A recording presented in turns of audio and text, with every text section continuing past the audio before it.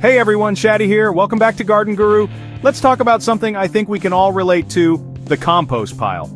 For years I did it the traditional way. I had this big, sprawling pile in the corner of my yard. I'd dutifully layer my greens and browns, turn it with a pitchfork until my back ached, and wait some more. It felt like this slow, cumbersome beast that demanded constant attention but was so slow to give anything back. My pile was either too wet, too dry, attracting pests, or just not breaking down fast enough. I started to wonder if there was a better way, a way to get that beautiful black gold for my garden without all the heavy lifting and endless patience. I knew there had to be shortcuts, but not the kind that compromise on quality. I wanted methods that were faster, more efficient, and maybe even a little more interesting than just a heap of decomposing scraps. After a ton of experimenting, I found 3 game changers that completely transformed how I make compost. They're not just alternatives, they're upgrades. These methods are perfect for anyone who's short on space, short on time, or just plain tired of wrestling with a traditional compost pile. They've made my gardening life so much easier, and I'm genuinely excited to share them with you today. So if you've ever felt that same frustration, or if you're just starting your composting journey and want to skip the common headaches, you're in the right place.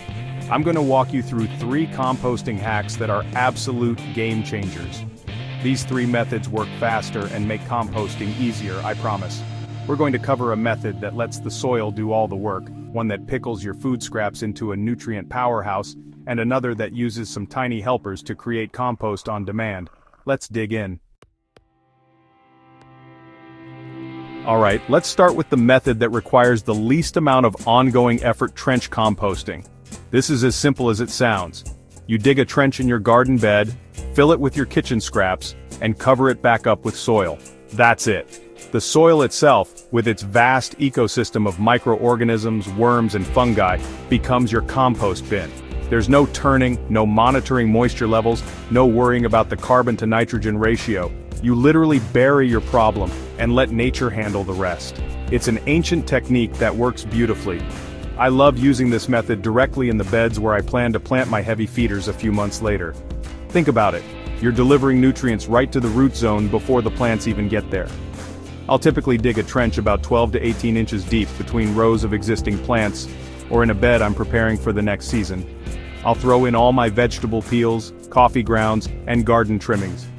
I just make sure to avoid meat, dairy, or oily foods to prevent attracting pests, as this is a slower, cooler process than a hot compost pile. Once you've added your scraps, you just chop them up a bit with the spade to increase the surface area, which helps speed things up slightly. Then you simply backfill the trench with the soil you dug out. The magic happens entirely underground. The soil insulates the scraps, preventing odors and deterring animals. Over the next few months, everything breaks down, enriching the soil right where your plants need it most. It's a fantastic way to improve soil structure and fertility with almost zero active work. The best part is the set it and forget it nature of this method.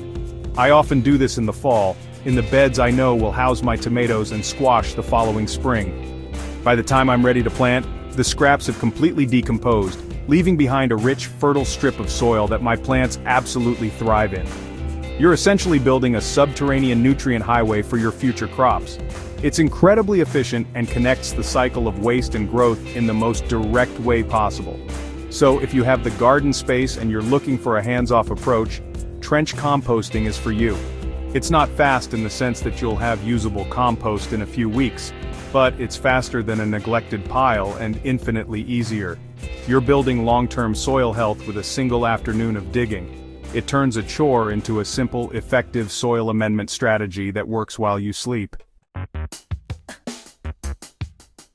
Now, for something completely different. If you're short on space, live in an apartment, or want a method that can handle all your kitchen scraps, I'm talking meat, dairy, and cooked foods, then you need to know about bokashi. This isn't technically composting, it's a fermentation process. You use a special airtight bucket system and an inoculant, usually a bran mixture infused with effective microorganisms. Instead of decomposing your food waste, you're essentially pickling it. It's incredibly fast and surprisingly odor-free. Here's how it works. You have a bokashi bucket which has a spigot at the bottom. You add a layer of your food scraps, press them down firmly to remove any air pockets, and then sprinkle a layer of the bokashi bran over the top. Then you seal the lid, and that's it. You repeat this process every time you have scraps until the bucket is full.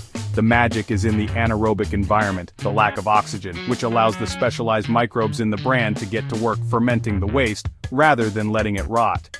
One of the coolest things about the bokashi system is the byproduct you get while the bucket is filling up. Bokashi tea. Every few days you'll drain a liquid from the spigot at the bottom. This stuff is a potent, microbe-rich liquid fertilizer.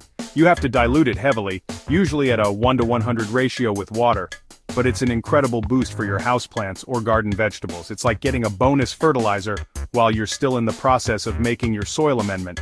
I use it on my potted plants and they have never been happier. Once your bucket is full, you seal it and let it sit for about 2 weeks to fully ferment. When you open it, it won't look like compost. It will look like pickled food scraps and have a sweet, vinegary smell. At this stage, the material is intensely acidic and needs a soil curing phase. You can either bury the fermented contents in your garden, just like with trench composting, or add it to a traditional compost pile. Because it's pre-digested by the microbes, it breaks down into beautiful soil in a fraction of the time, often in just a few weeks. Bokashi has been a revelation for me because it closes the loop on 100% of my kitchen waste. No more guilt about throwing away leftover cooked food or cheese rinds. It all goes in the bucket. It's a clean, simple, and incredibly fast indoor system that complements any other composting method you might be using. For anyone who thought composting wasn't possible in a small space, Bokashi proves that you absolutely can. Last but certainly not least, let's talk about my personal favorite method for producing a steady, year-round supply of the highest quality compost you can imagine: vermicomposting. So, this is composting with worms. Specifically, you use red wigglers, not your average garden earthworm. You keep them in a bin, feed them your kitchen scraps, and they work around the clock turning that waste into what gardeners call black gold worm castings. This stuff is absolute magic for your plants. Setting up a worm bin is pretty simple. You can buy a tiered system or just make one yourself out of a couple of opaque plastic totes. The key is to provide bedding, something like shredded newspaper, cardboard, or coconut coir, and keep it moist, sort of like a wrung-out sponge. Then you add your worms and start feeding them. They love fruit and vegetable scraps, coffee grounds, and crushed eggshells. You just want to avoid the same things as in trench composting: meat, dairy, and oily foods, since those can cause odors and problems in the bin. What I really love about vermicomposting is the continuous nature of it. It's not a batch process like the other two methods. You're constantly adding food and constantly able to harvest finished compost. As the worms eat, they produce castings. In a tiered system, the worms migrate upwards towards the freshest food source, leaving the bottom tray full of pure, finished castings for you to harvest. It's an incredibly efficient and self-sorting system. Honestly, I can harvest a tray of castings every month or two. This method is perfect for any climate because you can keep your worm bin indoors, in a garage, a basement, or even under the kitchen sink. They are quiet, they don't smell, and they just work away. This means you can keep composting right through the winter, making sure you have a fresh supply of nutrient-rich amendment ready for seed starting in the late winter or early spring. The castings are packed with beneficial microbes and nutrients that are immediately available to your plants, making it a fantastic soil conditioner and a gentle fertilizer. The quality of vermicompost is simply unparalleled. It improves soil aeration, drainage, and water retention. I use it in my seed starting mix, as a top dressing for my houseplants, and to give my garden beds a boost. Having a worm bin is like having a little compost factory running at all times. If you want a steady supply of what is arguably the best soil amendment on the planet, and you enjoy the idea of having thousands of little pets working for you, then vermicomposting is definitely the hack you need to try.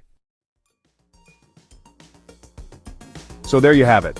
3 powerful, efficient, and honestly much more enjoyable ways to create amazing compost for your garden. We've gone from the super low-effort trench composting, to the fast and furious fermentation of bokashi, to the continuous high-quality production of a worm bin. Each of these methods solves a different problem, whether it's lack of time, lack of space, or the desire to compost things a traditional pile can't handle. The best part is you don't have to choose just one.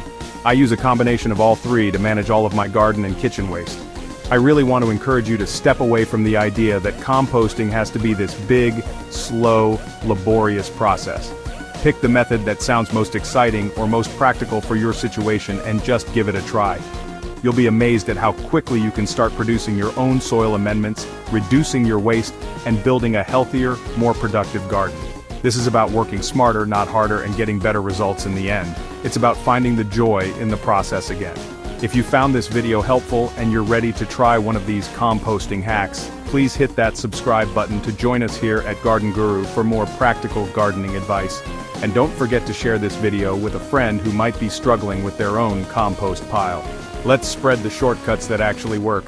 Thanks for watching, and I'll see you in the next one.